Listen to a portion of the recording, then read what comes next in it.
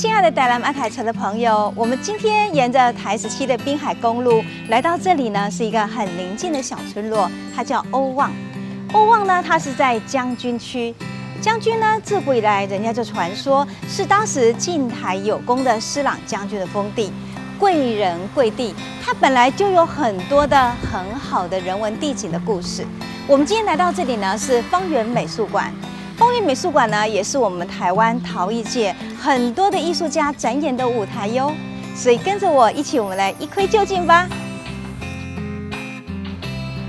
嘿，小辉。小老师好。小辉是方圆美术馆的执行长。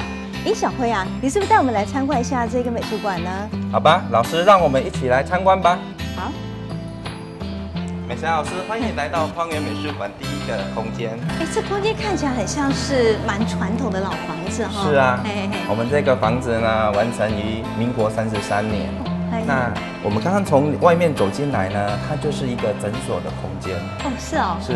那早期呢，这边是我们黄清武先生他看诊的地方。黄清武据说他当了欧望5届的乡长，是不是？是。哦，所以在地呢，其实对他很敬重，因为他是一个非常有医德，而且又有人文素养的一位好医生。是。对。他为在地帮助了很多人，那行医救人，那也当了我们刚才美霞老师介绍的乡长。那做了5任乡长，长达15年之久。哦，所以影响应该是蛮大的，对这个地方。是，所以我们在地的人都非常的敬佩他。哦，所以在一个这么值得纪念的一个老医生、老乡长的地方，这个丰裕美术馆的历史呢，事实上就等于是我们整个欧望地区大家很好的人文指标跟它的一个核心了，对不对？是。那我们看到您这里有一个，这个真的是图腾方圆，那不就是你们很好的象征吗？是啊。那其实这一个是我们方圆基金会董事长他的一个珍藏。是。那其实，在早前，这些是一个他收藏是邓慧芬老师的作品，叫《方圆之间》。哦，了解。那还没有这个房子之前呢，其实他就有这种作品。所以那这冥冥之中，真的这里要有方圆哈，天方地圆，就是一个大宇宙的感觉，真的很好，这真是一个奇妙的巧合。对呀，对呀，对呀。那我知道，其实你们方圆美术馆还会举办很多的艺文活动，那造福我们这个欧望这个地区。你们的活动都在哪里举办呢？好，让我带美霞老师来前往吧，从这边。哦，中庭这里。好，我们走吧。中庭这边。来，美霞老师，请。欢迎来到我们漂亮的中庭的一个空间。哇，你们中庭常常是在办艺文活动的地方，是不是？是。可是我听说以前呢，黄清武医生从整间走过来，这可是他的大花园哦。对，那老医生呢，他喜欢做一些孤老师的作品。那他喜欢养一些兰花，所以他会吊在这个中庭的空间里面。那在行医闲暇之时呢，他就会坐在这边，那细心照顾他的这些花朵。哦，五花弄草，而且还写点书法。其实我觉得我们的前辈他们事实上有很多值得让人尊敬的人文风雅，对不对？是啊。所以难怪我们说在欧望地区呢，我们看到这个大家对老医生不仅是觉得他医德好，甚至人文素养也是一流的。所以你们在这边就办很多的活动，用来我觉得连接那个老医生呢他的一种艺文的精神，对不对？是。那从方圆美术馆基金会接手之后呢，我们在这边举办了非常非常多的活动，有长达12年之久。就在这里举办，对，哇，所以一般来讲都是音乐活动或是艺文活动，是。还有美霞老师，你忘记了你这边办过一个论坛？哎呀，对呀，而且那时候呢，我还记得那个杨柏林大师也来，他告诉我说，简直就是在台南的艺文的步道，他非常喜欢嘞。是。但是我记得那时候这里可没有屋顶现在你看多好呀，住在这里又有屋顶可以遮凉。这个屋顶怎么来的呀？这个屋顶其实是一个巧合。那是我们基金会董事长在无意间听到那个亚洲唱片他们的屋顶要捐给很多地方，但是都没有人需要，所以呢，他就拨空去看了这个屋顶，他当下就决定说，这个屋顶一定要保留。那为什么要保留呢？因为它是我们早期车站，还有一些学校。它是用铆钉式的分刻式的工法所组合而成的一个屋顶，所以这个工法事实上也是我们建筑学上给学生学习很好的典范了。是，而且我觉得当时那个伊藤料理的这个文化事件，在台南市也是很重要，大家力争说一定要保留的。没有想到就真的保留到这里。那你们带来的时候有做一点修整吗？我踏喜安呢细细架架把整个尺寸都对哦。对啊。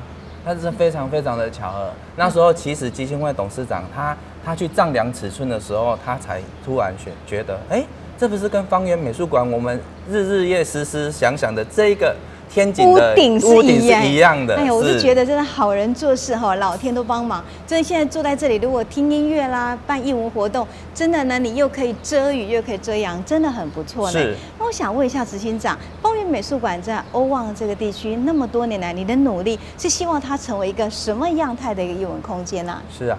我们是在将军这个偏乡的地方，那方圆美术馆成立到现在有12年了。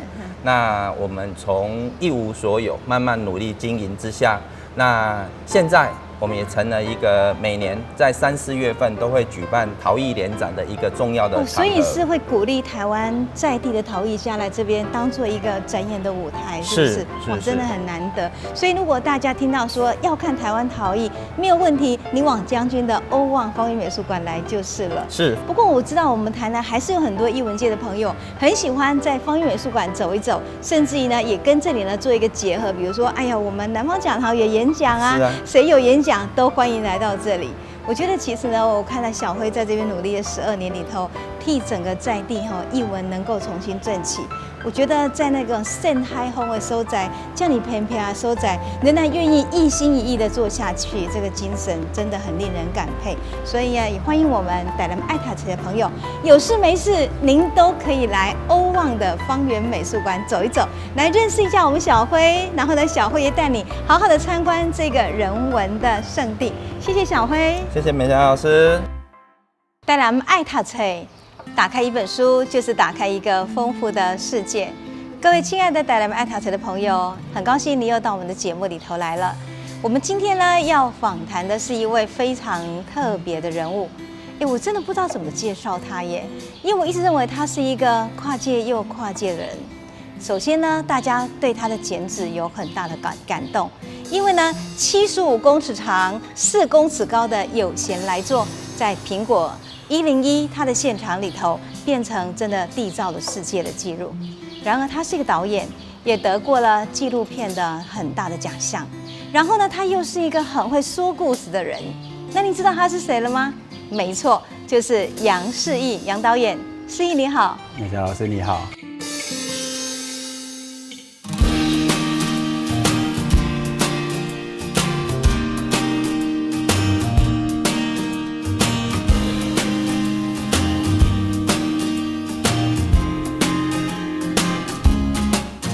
好像我们现在开始要改口，叫你阿贵比较自然。叫阿贵就可以。对呀，OK。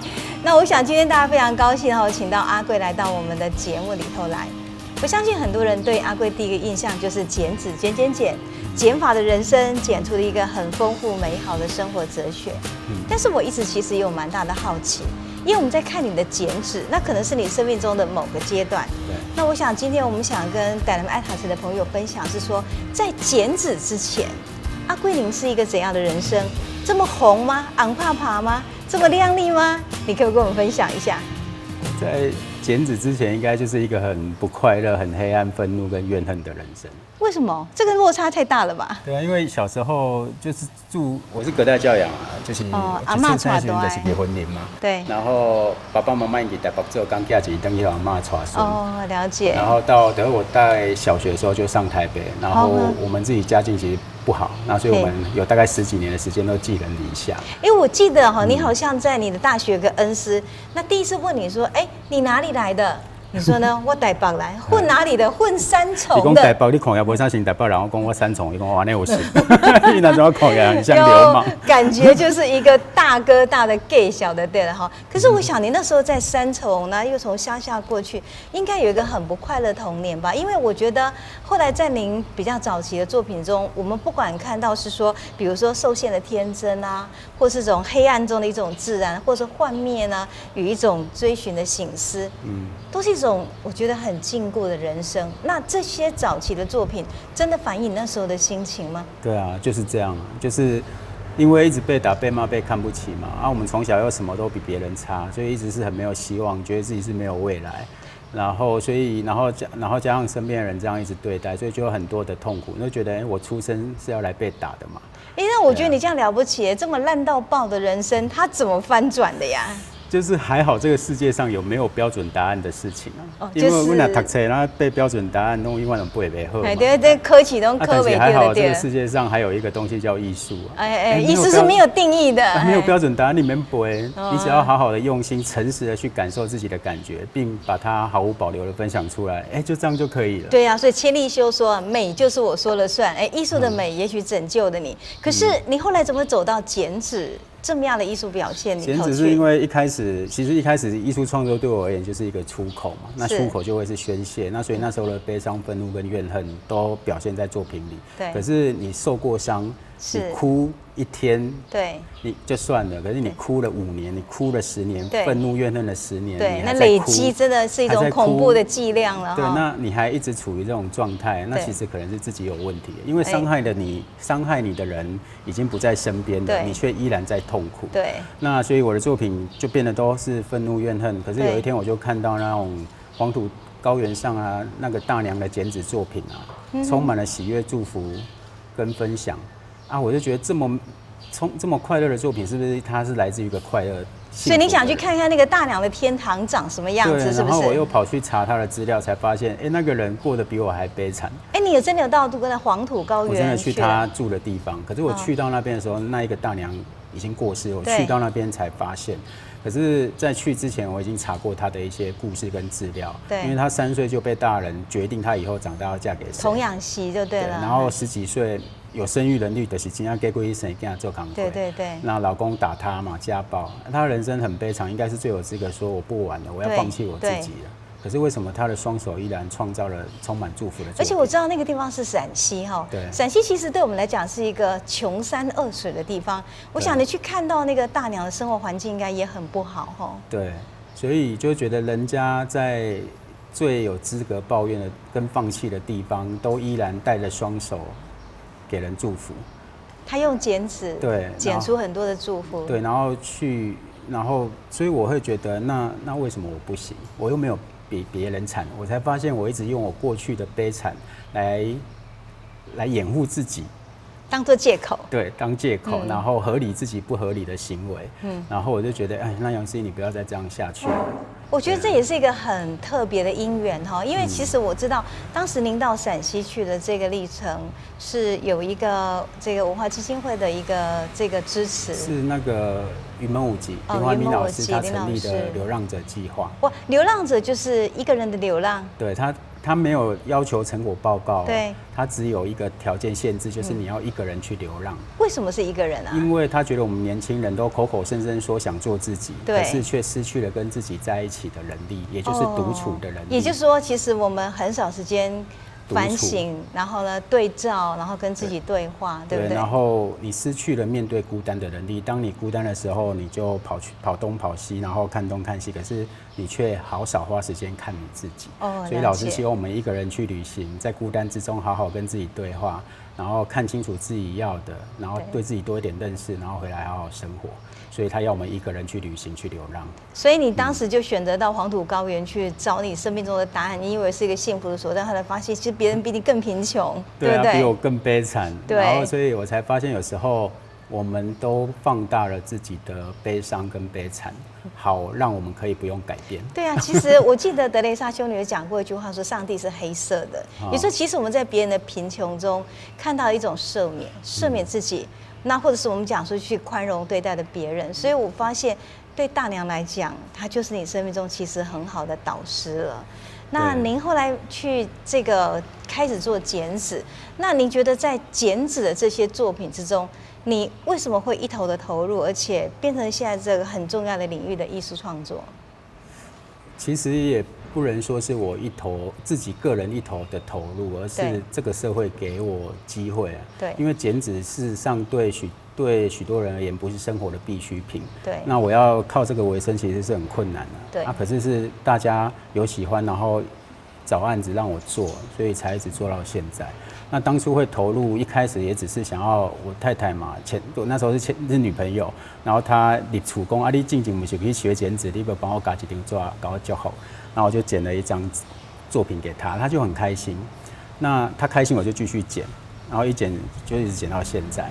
所以最主要是说，就是你做一件事情是可以让你在意的人开心的。我觉得这件事情本身就会让人一直很有动力，一直做下去。我了解，所以其实对我们来讲，我们发现如果今天假设你用一个简单的剪纸，然后你可以送给别人礼物，让别人很开心，也让你找到一个其实很好的生活的美感，而且觉得自己有力量祝福别人了，是不是？对，我其实当初去学剪纸，我一张纸都没有剪。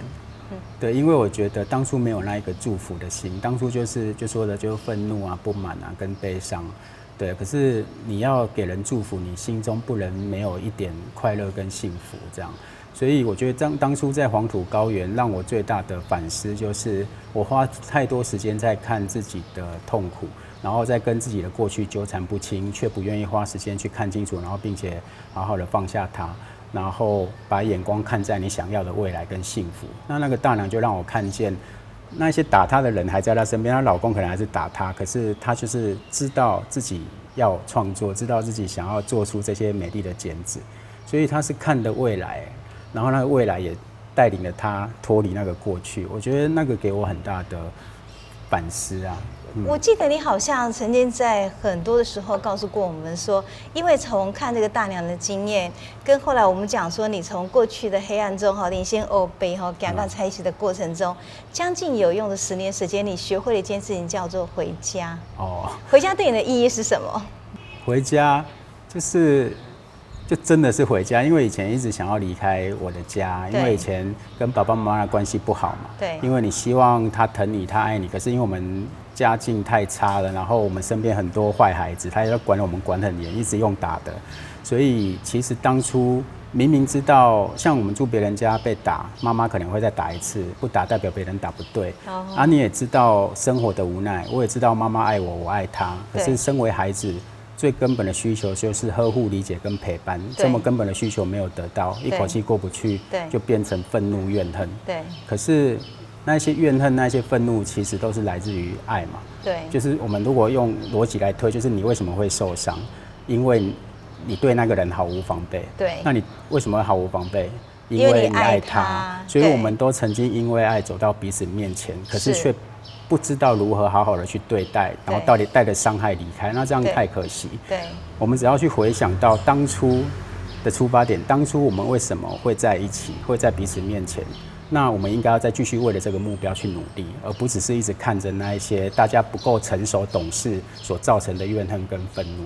所以我得去承认，我也爱妈妈。对，我其实很不用有一件事情，就是很自然的、很直觉，你就可以愤怒、怨恨，那个很直觉的。可是你要去承认你还爱他，他也爱你，他需要花一点力气。然后当我看到了，我就闪躲不了了，我就知道，我尽管生气，但我也爱他，所以我必须要回去让这件事情再重新流动起来。就是让爱。我记得你好像也在很多时候告诉过我们说，小时候妈妈是一个理发师，然后青少年叛逆的时期，甚至不让他剪你的头发。对啊，讨厌到就是因为我不想要让妈妈碰到我。可是后来我就觉得，好多的时候呢，看你拥抱着妈妈的感觉很温暖。所以你可不可以告诉我们说，这个最大的转变是我们必须要有什么样的心情去重新伸开你的双手，抱着妈妈说“我爱你”？就是第一件事情就是还是要承认自己还爱他，自己爱他。对，很多人不太愿意承认爱他，因为当你承认你爱他的时候，你就恨不太下去。对可是因为你很难过啊，你很想要找一个推卸责任的对象，所以如果你不恨，你就要自己扛起责任。对，所以这里面有很多复杂纠结，所以我觉得对我而言，就是看着自己想要的幸福方向。我知道我想要跟妈妈当朋友，这就是我要的幸福方向。然后我就尽可能去做各种可以让这个幸福画面发生的事情，这样。对。要不然如果要跟过去斤斤计较，跟过去讨价还价，那其实只会造成更多的二次伤害，永远讨不完、理不完。所以还不如好好的看着你要的幸福，然后为那个幸福的画面去努力。因为我觉得其实听你这样的叙述，有点让我很感动，是说我觉得你的爱里面当它转向后有很多的担当。那个担当包括说，第一个，你不能有借口。其实会有恨的源头，或是我们讲说拒绝源头，是来自于你，而不是别人亏欠你什么。第二个，当你发现爱是承认在你心中的时候，你就勇敢去把那个爱的动作跟那爱的语言表达出来。所以你的作品总是充满很多的温暖。我记得好像在2016年嘛，你带着我们台南的祝福去到大阪，我感动了很多人耶。你可以讲一下你当时带什么样礼物到大阪去，然后呢，让我们台南做一个很好的行销吗？就带了一个台南的凤凰的祝福啊。对对对。那因为我们大家应该都知道，台南也叫凤凰城嘛。那就是说，以前典故就台南就是一个凤凰穴，是是是，对，所以然后就因为凤凰穴就是代表风啊、气流啊，就带来很繁荣的环境，台南就成为台湾的第一个城市，我们称之为府城，对对，又叫凤凰城嘛。对，那所以我就把这份祝福带去日本给大家，希望也能把这个幸福分享给他们。我记得当时那个在凤凰树下就是您捡的凤凰树下，然后我们的这个丽丽水果店的李大哥在下面在讲老故事，叶大哥那边吟诗，其实感动了很多很多的这个日本人，所以我就觉得其实你善于用一种树的庇佑，然后呢去营造一种大家就在树下窝着很温暖的感觉。我看了你很多作品，我发现你很喜欢树哈。对，因为树。因为我以前没有朋友啊，以前就是很自卑嘛，又不能出门，不能交朋友，所以我人际关系很差。然后我每次悲伤的时候，我就会走到一棵树旁边去抱它吗？对，你会感觉到它在庇护你，然后它不会拒绝你，不会抗拒你，你就感觉一种被接受。所以有时候我会在树底下，然后就跟一棵树说：“谢谢你让我在这里。”了解。然后再来一点，其实树其实很特别，它不是占有空间，对，它是创造空间。对，随着它的成长，然后那个空间环境变得越来越大，越来越美。然后它不只成长自己，它也孕育许多的生物，所以一棵树就变成一个生态系。对，我会觉得哇，那如果每个人的成长都可以像一棵树，或者每一个人在成长的路上把一棵树放在心里，对，也如同这样，你成长自己，也滋养身边的人。我觉得那会很棒。那一棵树就告诉我们，这样子的生活方式是存在着，我们应该要相信，并且去实践看看。了解，听你讲话就觉得很愉悦。我想到席慕容一首诗里面讲说，如何让我遇见你，在我最美的时候，因为我是一棵开花的树，所以你的树的本身就开出很多很温暖的花。可是我觉得你很善于去捕捉我们土地上的意象，包括我记得你在好像也是2016年嘛，做了一个土地背公，伯公的祝福，伯公的祝福也都是祝福。对，那个是一个怎样的一个特殊的剪纸呢？那是一个客家新瓦屋的一个工作啊。那他客家人的信仰就是伯公啊，就是咱讲的土地公嘛，事情叫伯公。那我觉得这个称呼让我觉得蛮有意思的，因为伯公也在讲的是阿公的。哥哥嘛，哥哥对吧？对，阿公的喜多啊。如果你这样叫伯公，那就等同于土地公就是你身边家中的长辈这样子。那我就觉得对啊，如果我们把土地看成我们家中的长辈，那我们对待土地会不会有不一样的方式？对。所以我们就做了一个4公尺高的土地公。对。然后那土地公上面就有很多人在他身上过生活，然后他拥抱了大家，然后还用那个很丰盛的稻谷来滋养每一个人。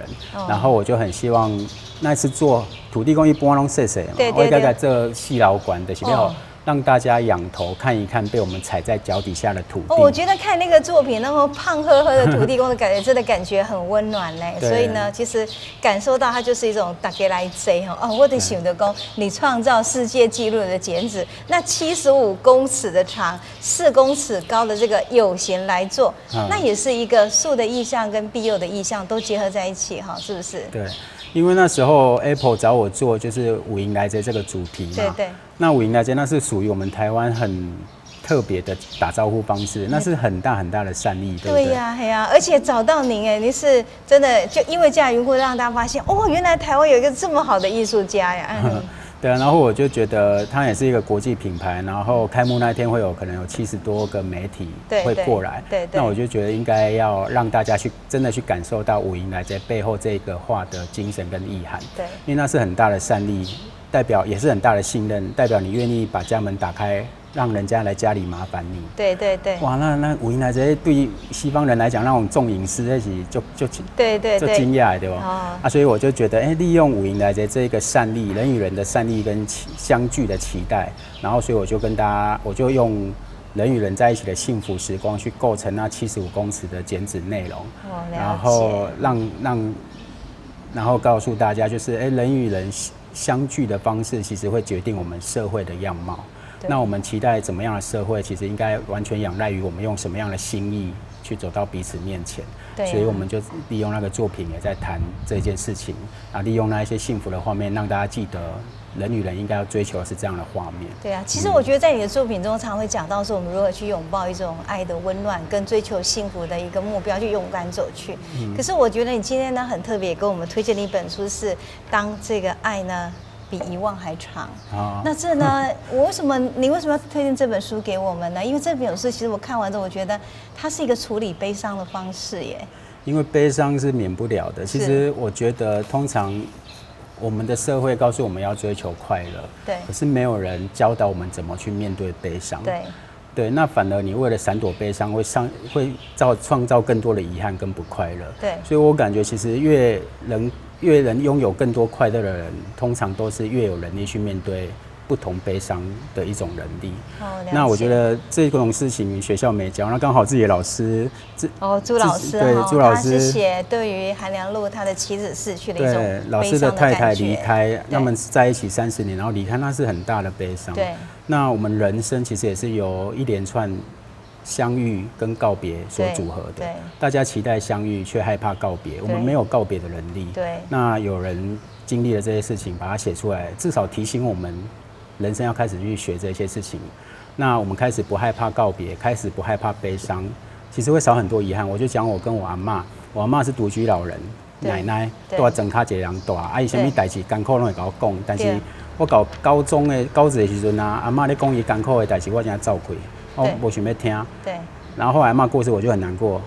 当初我为什么要走开？我走开只是因为我没办法接受，在我爱的人面前，他在悲伤的时候，我无能为力。对，所以就是我们没办法面对悲伤，甚至面对身边人的悲伤，反而会造成更多的遗憾。所以我觉得，真的要快乐，反而悲伤也要一起思考，也是一个处理，也要学习。所以其实你也说过，说当你阿嬷走以后，你就体会到一点，第一个是人真的会消失，对。然后我们要珍惜身边的一种幸福。其实就像这本书中所讲的，泪水并不能够全然的让你今天洗去的忧伤，可是它却可以建造我们的心房。所以呢，也就因为这样缘故呢，我觉得这本书呢，会让我们因为今天充满爱的光，而去理解说，其实我们不会那么害怕遗忘，对不对？那我们今天真的很感谢你给我们带来这本书，然后阿贵也告诉我们如何珍惜当下幸福，更懂得如何处理自我生命的悲伤。好，我们今天很谢谢阿贵来跟我们分享的这些他自己生命中的很好的成长的经验。谢谢阿贵，谢谢。风花树头飞，阮的心情对你走相找。